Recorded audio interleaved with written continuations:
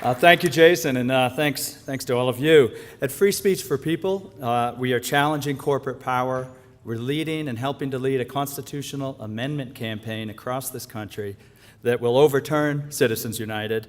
And we're doing so in order to drive the political, cultural, legal will to make and clear the way for the kind of vision, the beautiful vision, that all of you are doing so much to make real here today. And the effect will not be merely reactive to Citizens United, but will put an end to the perversion that corporations have the same rights as human beings in our republic. And that's a good thing. And we're going to end the domination of big money in our political system. I'd like to talk first today about why this strategy, why this movement is so necessary, and then talk about how it is progressing. And first, why? So, as usual, Wendell Berry was here first.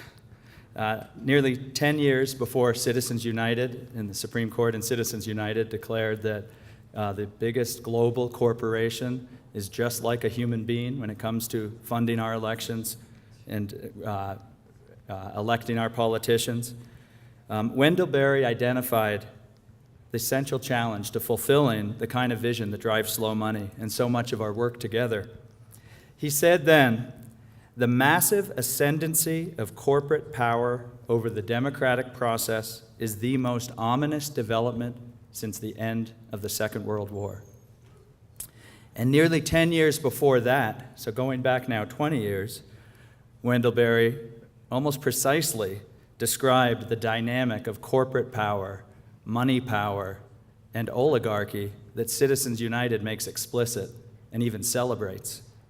He wrote, "This economic system embodied in multinational corporations has discovered that if you control people's choices, where they will work, what they will eat, the genetic makeup of their crops and animals, then why should you worry about freedom of speech? If nobody can be elected who is not wealthy," he wrote, "and if nobody can be wealthy without dependence on this corporate economy, then what is your vote worth? Thus," Mr. Berry said, "the citizen becomes an economic subject." Now, where are we 20 years later, after Citizens United has removed the last, almost pitiful barrier to complete control of our government and our lives by the largest corporations and those few who control and are enriched by them? In last fall's election, a handful of people and corporations spent between $6 and $7 billion to decide which issues mattered, which candidates mattered, what politicians would do once elected, and more to the point, what they would not do once elected. Now, 80% of those political contributions come from just 0.5% of the people. Not 1%, but 1/2 of 1%. One of those people is Sheldon Adelson, a owner of a global corporate casino empire, the real casino empire. He alone contributed $92 million to SuperPACs in the election. Only 200 people were responsible for 75% of the SuperPAC individual contributions. And in total, 1,900 people in a country of 310 million made up 97% of the SuperPAC money in the last election. Richmond, California, a community of 100,000 people who live in the shadows and the harm of one of Chevron's worst oil refineries, one that sent thousands of Richmond residents to area hospitals in last August when the refinery had an explosion. In this local city council election in a community of 100,000 people, Chevron funneled $1.2 million into the election to decide to make sure that the city council answered to Chevron, not the residents and citizens of Richmond. So if we have national, state, even local elections funded and decided by casino billionaires and fossil fuel corporations, we should not be surprised by what we get as a result. And I know you know this, but let's run through some of those results. We have record historic wealth inequality and economic instability. The global climate catastrophe, the environmental catastrophe accelerates, and our government does nothing. And worse than nothing, our government subsidizes heavily, provides military empire to increase the power and control of the fossil fuel corporations while imposing high hurdles on alternative energy, or what we might want to start calling sane energy. And let me give you an example in Massachusetts, where I'm from. Cape Wind proposed the first in the nation offshore wind power project in 2001. It was viable, funded, ready to go, except for permitting. 12 years later, we're still waiting for construction to begin, even though 80% of Massachusetts people support this project. 12 years later of trying to get permits and approvals, construction of this offshore wind project, first in the nation, still not begun. Meanwhile, we look south to the Gulf of Mexico. 2 years after the horrendous BP explosion of the Deepwater Horizon offshore drilling rig killed 11 people, destroyed vast habitats of the Gulf, we have twice as many oil drilling platforms in the Gulf of Mexico than we did then 2 years ago. Twice as many. And how did BP get its approval to do what it did with the Deepwater Horizon? It submitted an application to the federal government in February 2009, and at the time, BP was a criminal. It had a series of felonies for environmental violations of law and worker safety violations of law, yet the government asked no questions and approved it in less than 50 days. And what about our food? We know about that here at Slow Money, certainly, but we're the only democracy in the world where corporations have successfully used the People's Constitution to strike down GMO labeling laws. It happened in Vermont. Vermont passed a GMO labeling law more than 10 years ago, actually, challenged as a violation of corporate speech, corporate rights, and the courts used the same theory that was used in Citizens United to strike it down. And last month, of course, as many know, Monsanto snapped its fingers. Congress jumped and quickly passed what people are calling the Monsanto Protection Act, which prevents American courts from doing what our courts are duty-bound to do, issue injunctions and relief when Monsanto breaks the law. There's much more, and don't worry, I won't go on that vein, because I know it's relatively easy for all of us, even as it is alarming, to see a future of looming global catastrophe, cascading series of environmental die-offs and irreversible collapses, destabilizing and impoverishing economic crisis, spreading resource wars. But we also know, or we wouldn't be here today, that we see a much brighter future trying to come into focus, one with human-scale health systems, food systems, energy systems, financial, economic systems, relocalized, resilient communities connected to a more global, a more sustainable, peaceful, and just global community. And that's the work so many of you do, and that's what Free Speech for People and our constitutional amendment campaign are all about, helping to make that vision possible in our country.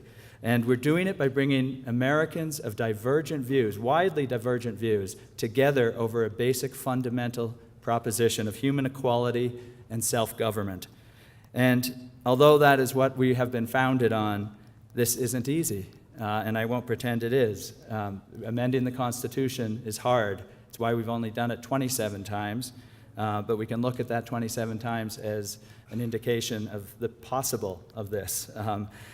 We have to remember that, actually. We have to remember our history, our Constitution is marked by the memory and actuality of great shifts that would have seemed as improbable and as challenging as the high stakes and deep challenge that face us today.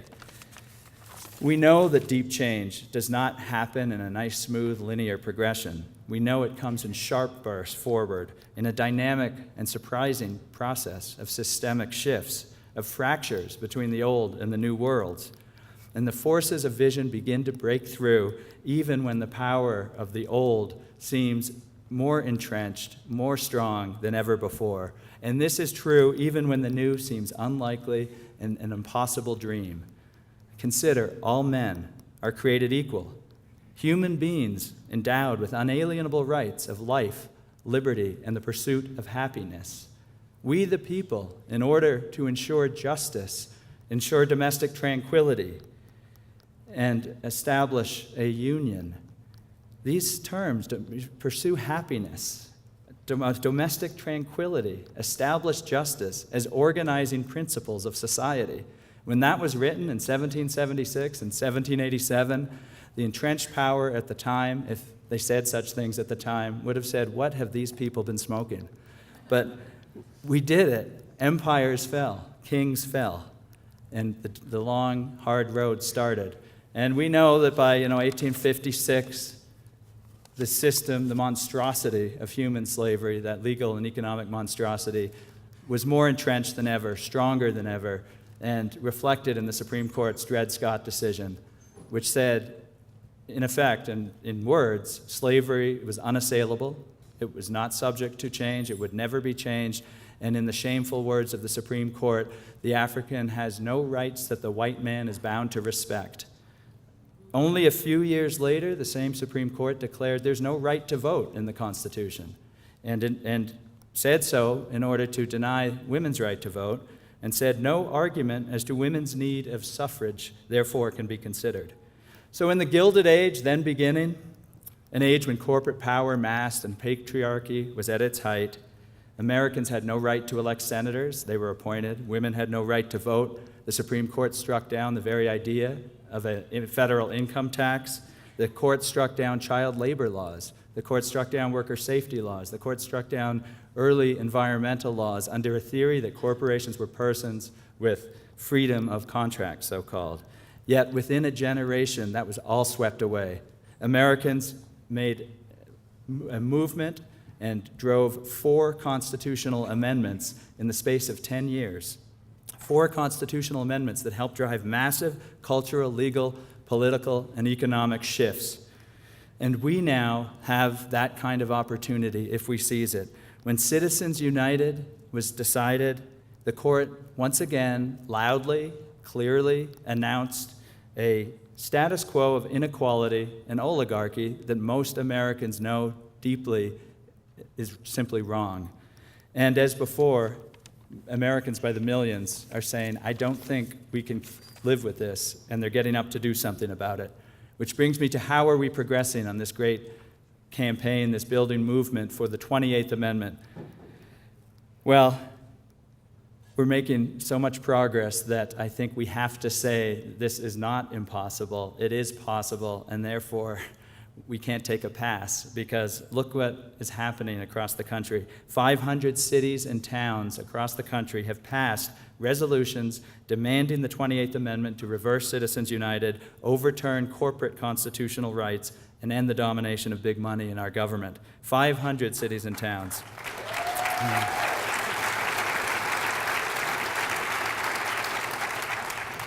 12 states have now passed similar resolutions. 12 states, and calling as a matter of state policy for a constitutional amendment that will restore our rights, the people's rights, to set the rules for corporations, to set the rules for our economy, and to set the rules for our elections so they're free and fair. And these are not simply blue state versus red state. This does not break down like that, and that is the great opportunity. It's happening across the country. The latest state was West Virginia, and then let me tell you what happened in Montana last election. Montana's a state that voted 55% to elect Mitt Romney as president. But they also had on the ballot the same day a ballot initiative instructing Montana representatives that it is the policy of the people of Montana that corporations are instruments that the people will make the rules for, and they don't have constitutional rights, and that the people can and will regulate political spending to ensure political equality for all, and then not asking but instructing Montana's elected representatives to work to pass the 28th Amendment to the U.S. Constitution. It passed, and it passed with 75% of the vote in Montana.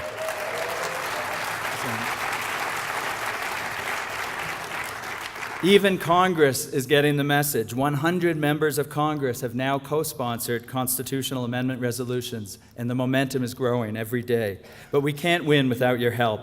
So if you want to get involved, go to freespeechforpeople.org or the other great organizations doing this work. I hope you'll read Corporations Are Not People, and get in touch with me talk with your neighbors. I know many of you are already involved. Double down on this effort because we can do this. It's a long road, and to be sure, part of this road is that protest that endures that Wendell Berry described, that protest that is moved by a hope far more modest than that of public success, the hope rather of preserving qualities in one's heart and spirit that would be destroyed by acquiescence.